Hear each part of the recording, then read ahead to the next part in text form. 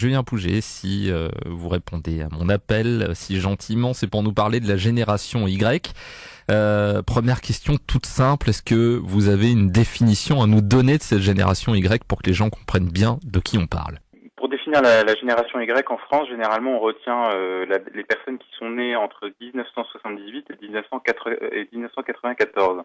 Voilà, donc c'est une génération qui suit ce qu'on a appelé la génération X, qui elle-même était née entre les années 65 et 77. Voilà, donc ce sont des jeunes qui ont aujourd'hui, on va dire, les 15-30 ans. Est-ce que c'est réducteur de dire que cette génération, c'est l'e-generation, comme on dit, la génération électronique, parce que tout tourne autour d'Internet? Alors, est-ce qu'ils sont branchés? Oui, évidemment. Ils ont un rapport aux technologies qui est une proximité incroyable. C'est-à-dire qu'ils sont branchés, ils sont en permanence en train d'utiliser des médias online, que ce soit des technologies web ou autres. Et ça vous a pas échappé que la plupart ont un portable et beaucoup d'autres types d'ustensiles entre les mains. Donc, effectivement, ils sont vraiment ce qu'on appelle, ce que les Américains appellent les digital natives. C'est-à-dire qu'il y a des gens qui sont nés littéralement avec le numérique. Pourquoi observer cette génération Y en particulier? Personnellement, j'ai l'impression que c'est vraiment observé comme une bête un peu curieuse. Pourquoi on y fait autant attention, cette génération Y? C'est une bonne question. Je pense que tout simplement parce qu'elle est assez différente de celle de ses parents. Alors vous allez me dire, c'est un peu le cas de toutes les générations. C'est pas faux, mais je pense que celle-ci est encore plus, la différence est encore plus violente parce qu'il y a justement l'arrivée du numérique. Et donc il y a un vrai décalage de génération entre cette génération donc de 15-30 ans et leurs parents. Ce sont des gens, donc les jeunes d'aujourd'hui concrètement n'ont pas les mêmes modes de vie que les personnes qui sont nées simplement quelques années avant. Et donc ils sont l'objet de curiosité effectivement parce que il y a effectivement cette incompréhension des parents qui regardent leurs enfants complètement totalement sur le web en permanence et qui n'ont pas forcément la compréhension de ce que c'est. Ouais, c'est ce que j'allais vous dire. Il y a une espèce de regard quand même un peu péjoratif, un peu médisant, on va dire, non? Ça dépend des gens. Il y a une partie effectivement qui peuvent avoir un côté médisant en disant ils perdent leur temps sur Internet, ils passent beaucoup de temps à rien faire. Et puis vous avez des gens qui sont, on va dire, qui voient les choses plus positivement et qui disent mais en fait c'est formidable, c'est une occasion de tirer profit de leur maîtrise des technologies. Hein. C'est-à-dire que si les jeunes d'aujourd'hui maîtrisent bien les technologies, c'est peut-être aussi une chance.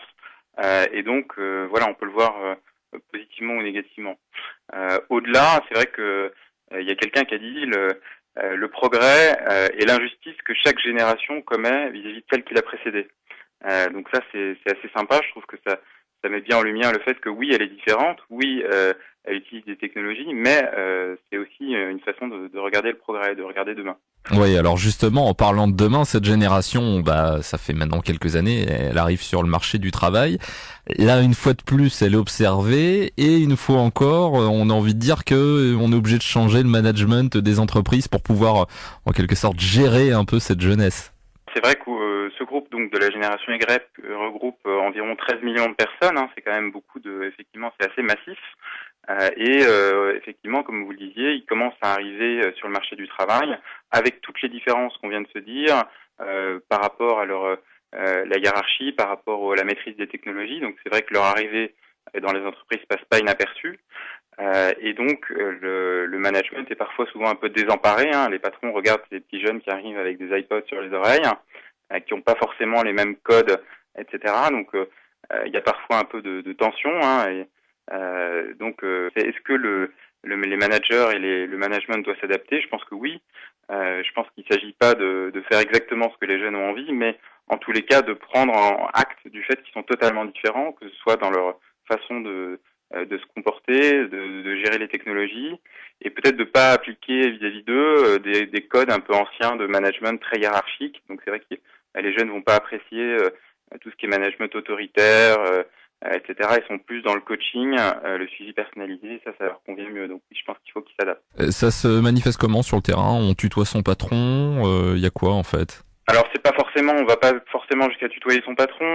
C'est peut-être pas, il s'agit pas forcément de faire du jeunisme ou de se taper dans le dos. Mais peut-être, on va dire un exemple concret, ce serait de donner ce qu'on appelle du feedback, donc du retour, de façon plus régulière. C'est-à-dire que pour les salariés de l'ancienne génération, bah écoutez, on faisait votre entretien une fois par an, hein, votre entretien annuel pour vous dire ce qui va bien et ce qui va pas bien. Aujourd'hui, ça c'est plus possible pour les jeunes d'aujourd'hui puisqu'ils souhaitent avoir un retour beaucoup plus rapide et beaucoup plus régulier de la part de leur manager. Donc pour eux, il va falloir faire un retour, j'exagère à peine, un retour par semaine, voire par jour, même s'il dure très peu de temps, pour leur dire ça fonctionne bien, ça au contraire j'aimerais bien qu'on améliore ça ensemble, etc. Donc ça c'est un exemple concret qui fait que le management ne peut pas être le même puisque les attentes sont différentes. Ils sont un peu managés à l'affectif, c'est ça? Alors ça c'est exactement ça. Ils sont beaucoup plus émotionnels et affectifs que la génération qui les précède, pour le meilleur et pour le pire. Pour le meilleur, c'est-à-dire que si jamais vous avez un manager qui arrive justement on va dire, à les prendre et de la bonne façon et il pourra les emmener à peu près n'importe où et leur faire faire on va dire des miracles. Et puis le côté négatif, c'est que si vous les managez de manière très classique, très traditionnelle, sans âme, j'ai envie de dire, eh ben vous allez pas forcément obtenir un bon niveau d'engagement de ces salariés qui effectivement ont besoin d'un peu plus que simplement une relation hiérarchique classique. C'est un engagement quasi philosophique avec l'entreprise. D'accord. Je vais vous demander votre point de vue personnel sur cette génération Y, en nous démontrant en fait le côté positif de cette génération selon vous, et inversement le revers de la médaille en fait de cette génération, le côté obscur, on va dire. Bon, c'est pas évident de donner des caractéristiques positives et négatives pour l'ensemble d'une génération. Comme je vous disais, il y a 13 millions de personnes qui regroupent cette génération. Donc, vous imaginez bien qu'il y a une grande diversité de personnes entre celles qui ont 15 ans et puis celles qui ont 30 ans, celles qui sont d'un milieu très aisé, celles qui sont d'un milieu un petit peu plus en difficulté. On va dire que je préfère répondre sous l'angle de côté qui perturbe et côté qui aujourd'hui pose aucun problème. Donc, parmi les côtés qui perturbent un peu, c'est on va dire ce rapport à la hiérarchie et à l'autorité qui est clairement modifié. C'est-à-dire que de fait, c'est beaucoup plus difficile d'utiliser avec eux les modes de hiérarchie et de commandement traditionnels. C'est difficile de commander à ces jeunes. Donc ça, on va dire que ça peut poser problème aujourd'hui à des managers qui voudraient pas se remettre en cause et qui voudraient conserver leurs habitudes de management. En revanche, si on retourne à l'inverse du côté positif, vous avez c'est une génération qui est formidablement engagée. Alors, elle n'est pas engagée comme l'étaient les générations précédentes dans les partis politiques, mais c'est une génération qui est très citoyenne, qui est pas mal dans les associations, qui est une génération très internationale, qui a bénéficié de plein de programmes type Erasmus, etc., et qui donc est habituée au côté international et qui a complètement acquis la globalisation. Donc ça, c'est un côté qui est très positif puisque les générations anciennes devaient faire un effort, entre guillemets, pour comprendre qu'il y avait quelque chose au-delà des frontières, alors que pour les jeunes d'aujourd'hui, ils se définissent naturellement comme européens, voire citoyens du monde. Donc je pense que ça, c'est un des côtés positifs qui est absolument génial, c'est que spontanément, ils se mettent dans un contexte global. Bon, pour avoir une idée d'ouverture après la génération Y, est-ce que vous avez un avis en fait sur ce qui nous attend comme type de génération? Ou est-ce que ça va être cyclique, on va retourner à cause d'une certaine nostalgie, on va retourner à une ancienne génération avec d'autres valeurs, des valeurs plus anciennes, on va dire? Alors, bonne question. Qu'est-ce qui suit la génération Y? Alors, il y a déjà des gens qui ont écrit là-dessus, et donc, sans grande surprise, ça va pas vous étonner, ça s'appelle la génération Z. Donc, ce sont les gens qui sont nés à partir de 1994, donc qui ont 15 ans et moins. C'est marrant parce que j'en discutais avec des professeurs de lycée qui m'ont dit, écoutez, j'ai l'impression que la génération Z est pire que celle qui la précède. Donc, c'était dit sur le ton de l'humour, mais c'était pour dire qu'ils étaient encore plus branchés, qu'ils étaient encore plus online, et qu'ils avaient, on va dire, qu'ils avaient les caractéristiques de la génération Y, mais amplifiées, c'est-à-dire vraiment, ils étaient toujours, on va dire, dans une relation très affective, en permanence branchés, etc. Donc, il est encore tôt pour dire ce que cette génération Z deviendra, mais on peut imaginer qu'elle reprenne certaines caractéristiques de la génération Y et qu'elle les amplifie. Voilà, et on est dans un phénomène d'accélération, mais en tout cas, c'est assez intéressant de voir ce que ça deviendra. Et à l'heure actuelle, on n'a pas vraiment de piste pour savoir dans quel sens ça va s'accélérer, quoi. On n'a pas vraiment de piste encore sur la génération Z. C'est un petit peu tôt, je vous dis, ce sont les moins de 15 ans aujourd'hui. On s'intéresse généralement aux générations quand elles arrivent en entreprise, puisque c'est un peu leur entrée dans la société.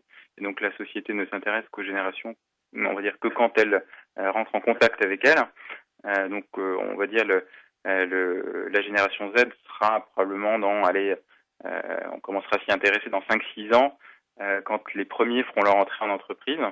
Cela dit, ce qui est marrant, c'est que si on regarde un petit peu dans l'avenir, dans 5-6 ans déjà, cette génération fera son entrée sur le marché du travail avec potentiellement des incompréhensions entre la génération de jeunes d'aujourd'hui, donc la génération Y, et cette génération, donc génération Z, qui aura 20 ans dans 5 ans. Pour terminer au sujet de cette génération Y par rapport au marché du travail, on a l'impression qu'il y a une sorte d'incompatibilité. Ils aimeraient bien s'intégrer, mais ils n'y arrivent pas vraiment. D'un autre côté, on aimerait bien les intégrer, mais bon, ces jeunes de la génération Y se sentent un peu rejetés par le monde du travail actuellement, non? C'est le sentiment que vous avez aussi? Oui, il y a un grand désarroi effectivement des jeunes d'aujourd'hui qui se sentent pas admis, pas attendus dans le marché du travail. Je pense que le marché du travail d'aujourd'hui est beaucoup plus dur pour les jeunes. C'est vrai que toutes les études le montrent. On a une période, on va dire, où on a entre 20 et 27 ans, où on a beaucoup de mal à obtenir un travail stable en France. Donc c'est dû à donc c'est évidemment lié au dynamisme économique du pays, qui est pas terrible, je vous apprendrai rien. C'est aussi dû, à mon avis, au fait on va dire, les entreprises sont plus exigeantes, à mon avis, vis-à-vis des jeunes aujourd'hui qu'elles ne l'étaient hier. Je vais vous donner un exemple. Il y a 30 ans, quand vous étiez jeune et vous arriviez en entreprise, vous aviez 1 ou 2 ans où vous pouviez, on va dire, faire votre apprentissage tranquillement, sans trop vous préoccuper d'être performant, productif, efficace, etc. En gros, vous faisiez votre apprentissage, on vous fichait la paix, et puis voilà, on attendait que vous appreniez. Aujourd'hui, quand vous êtes stagiaire, au bout de 3 semaines, l'entreprise va tendance à attendre de vous que vous soyez productif et que vous soyez performant. Donc on va dire on laisse beaucoup moins de temps aux jeunes d'aujourd'hui pour se fondre dans le moule de l'entreprise, et ça, c'est pas évident. Et c'est d'autant plus compliqué que, comme je vous l'ai dit précédemment, ils sont assez différents. Donc on leur demande de se fondre beaucoup plus rapidement dans un contexte qui est assez différent de ce qu'ils ont en tête. Donc c'est vrai que c'est pas évident. Je pense simplement qu'il faut voir aussi les choses autrement. C'est-à-dire qu'il faut pas simplement considérer que quand on embauche un jeune, on fait de la charité. Je pense qu'une entreprise qui embauche un jeune se donne simplement les moyens d'être compétitive demain. C'est-à-dire qu'en gros, si elle n'en embauche pas, eh ben, elle n'a pas d'avenir. Donc il faut aussi regarder ça sous l'angle on va dire, de la performance des entreprises. Si on regarde dans 5 ans, la génération Y représentera à peu près 50% de la population active. Donc toutes les entreprises qui n'intègrent pas aujourd'hui de personnes de cette génération, eh bien, auront un handicap demain pour pouvoir travailler avec cette génération, et auront un handicap clair pour être performantes et être compétitifs sur le marché. Donc voilà, simplement, ne regardons pas forcément avec des yeux un peu misérabilistes cette génération, mais comprenons, j'aimerais bien que les entreprises perçoivent tout le potentiel qu'il y a lié à cette génération et dont elles ont autant besoin que l'inverse. Ça sera le mot de la fin, merci beaucoup.